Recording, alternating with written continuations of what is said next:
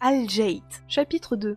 Le repas fut l'occasion pour Chiam vite de lier connaissance avec les membres du groupe. Il dut admettre presque malgré lui que les personnages qui l'entouraient sortaient de l'ordinaire. Il avait déjà entendu parler lors de ses précédents voyages en Gwendalavir d'Edwin Tililan, maître d'armes de l'empereur, et ne doutait plus des talents d'Eyana Kaldin. Il découvrait maintenant Duham Nil Erg, vieillard bourru à l'esprit pénétrant malgré la fatigue qui l'accablait, et Artis Valpierre, le premier rêveur qu'il ait jamais rencontré. Il fut étonné de constater que Bjorn et Maniel, bien que pesant chacun 3 ou 4 fois le poids d'un Fael, avaient une conversation agréable, mais ce furent les deux jeunes gens qui lui causèrent la plus grande surprise. Le garçon, Salim, avait la même couleur de peau que lui, et Chiam le soupçonna d'avoir un Fael parmi ses ancêtres. Les unions entre son peuple et les humains étaient rares, mais fécondes. Les sangs mêlés existaient. Demi-Fael ou pas, le garçon bouillonnait d'une telle énergie que Chiam se demanda ce qu'il deviendrait une fois adulte, s'il ne se cassait pas le cou avant. La jeune humaine était encore plus singulière. Elle se prénommait Camille, mais plusieurs fois, Chiam avait entendu Maître Duham l'appeler Ewilan. De prime abord, on ne remarquait d'elle que la grâce de son visage et la beauté de ses grands yeux violets. Puis insensiblement, on était attiré par l'aura qui se dégageait d'elle, et qui était tenue en bride par la partie encore enfantine de son être. Elle pouvait se comporter en gamine, et une seconde plus tard montrer une profondeur de caractère étonnante, même pour une adulte.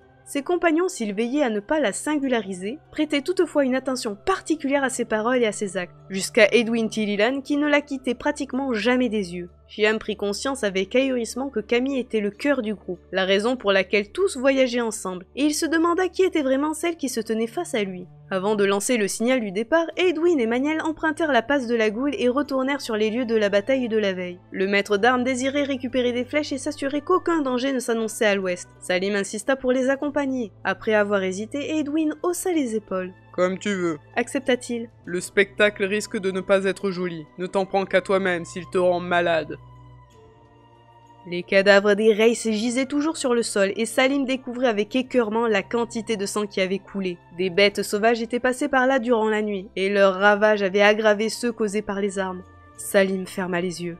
Je suppose, soupira Edwin en secouant la tête, que si tu n'étais pas venu, tu aurais été malade de curiosité. À toi de voir ce qui est le plus supportable.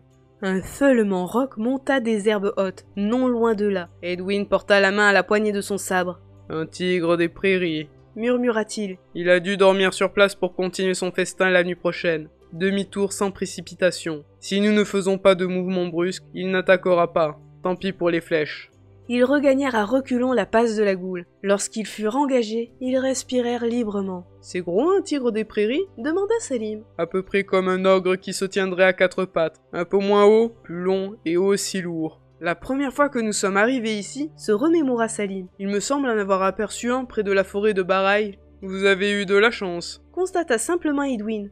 Lorsqu'ils rejoignirent le camp, le chariot était chargé. Il avait été convenu que Salim mènerait l'attelage tandis que Maître Duham et Artis Valpierre se tiendraient à l'arrière. Camille retrouva Murmure avec plaisir, tandis qu'Eyana montait le cheval de Hans, et Chiam celui du rêveur, presque remis de sa blessure. C'est dans cet ordre qu'ils se mirent en route. À l'est des dentelles vives, la prairie était moins verte. Les hautes herbes pâtissaient du soleil brûlant de l'été et séchaient en se teintant de jaune. Les grands bosquets, toujours aussi nombreux, étaient formés de feuilles plutôt que de résineux. Ils virent une multitude de coureurs, ces petites autruches colorées, et une harde de siffleurs sauvages s'enfuit à leur approche. La piste était large, bien entretenue, des chemins secondaires s'y raccordaient parfois, desservant sans doute des villages. Au milieu de l'après-midi, ils rencontrèrent d'autres voyageurs. Ceux-ci, au nombre d'une douzaine, chevauchaient vers l'ouest, en encadrant une charrette chargée de coffres. Lorsqu'ils les croisèrent, les hommes portèrent la main à leurs armes. Edwin se contenta de leur adresser un bref salut. « Des vigiles escortent. » expliqua-t-il lorsqu'ils se furent éloignés. Ils sont sur le qui-vive. En ce moment, toute rencontre représente un danger potentiel, surtout si ce qu'ils convoient a de la valeur.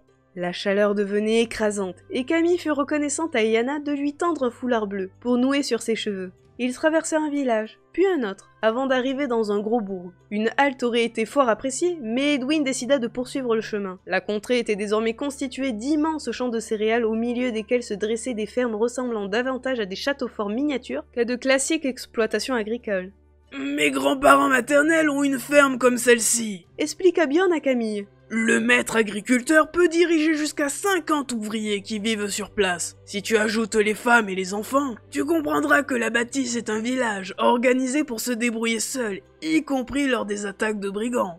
Pourquoi n'es-tu pas devenu fermier? Ma mère a quitté l'exploitation pour épouser mon père qui avait fait fortune dans le commerce des peaux. J'ai grandi à Alchen, une ville au nord-ouest de la capitale, près du lac Shen. Mais j'ai passé beaucoup de temps à la ferme de mes grands-parents. D'abord à jouer dans les granges, puis à courir après les bergères. Plus tard, comme je n'avais aucune disposition pour le négoce, l'agriculture ou quoi que ce soit d'autre, j'ai appris le maniement des armes. J'ai acheté une armure, ma première hache, et je suis parti sur les routes.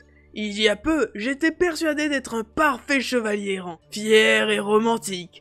Je commence à comprendre que j'ai gâché pas mal d'années et d'argent, celui gagné par mes parents, en me cachant la vérité. Piètre acteur, j'ai joué un rôle peu glorieux qui m'emplit de repentir. Mais j'ai déjà eu l'occasion de te dire ça. Camille l'écoutait gravement et Björn reprit. Je me demande pourquoi je te raconte de pareilles choses. Un adulte, même aussi puéril que moi, qui se confie à une jeune fille à peine sortie de l'enfance. Ce n'est pas courant et peut-être même pas souhaitable. Allons, trêve d'égocentrisme. Parle-moi de toi, de ta vie d'avant, de ce que tu ressens maintenant. Camille se pencha pour flatter l'encolure de Murmure, puis elle prit la parole. Je crois que je n'ai pas grand-chose à raconter. J'ai l'impression de sortir d'un rêve. J'ai passé 7 ans à vivre au ralenti sans savoir que j'attendais de revenir ici. La famille qui m'a accueillie n'était pas aimante et si j'en ai souffert, j'en suis désormais heureuse. Ainsi, la séparation n'a pas été douloureuse. Je n'ai pas eu d'autre ami que Salim et je crois comprendre aujourd'hui que pendant toutes ces années, je n'étais pas entièrement là-bas. Une partie de moi était restée en Gwendalavir et m'empêchait de m'intégrer complètement. Je me suis réveillée en arrivant, et mes souvenirs ne sont pas plus importants que des rêves que l'on fait la nuit et qui s'estompent le matin venu. Björn l'écoutait bouche bée. Mais quel âge as-tu? Finit-il par dire. Pour parler ainsi. Je ne sais pas bien, je ne sais vraiment pas. Peut-être 14 915 jours, peut-être 14 ou 15 ans. J'ai parfois l'impression d'être un bébé, et d'autres fois je sais que j'ai plusieurs siècles. Est-ce important? Ça ne m'empêche pas d'être moi, tu ne crois pas? Björn se frotta les yeux. J'abandonne, Camille. Je ne suis pas assez intelligent pour discuter avec toi. Si tu veux, nous pouvons continuer à la hache de combat. Sinon, je te serais reconnaissant de baisser un peu le niveau. Ne te fais pas plus bête que tu ne l'es, se moqua Camille. Tu as parfaitement compris ce que je te disais. Mais le chevalier avait décidé de jeter le gant. Il lui adressa un clin d'œil et talonna son cheval pour se placer à la hauteur d'Edwin. En début de soirée, une troupe armée se porta à leur rencontre.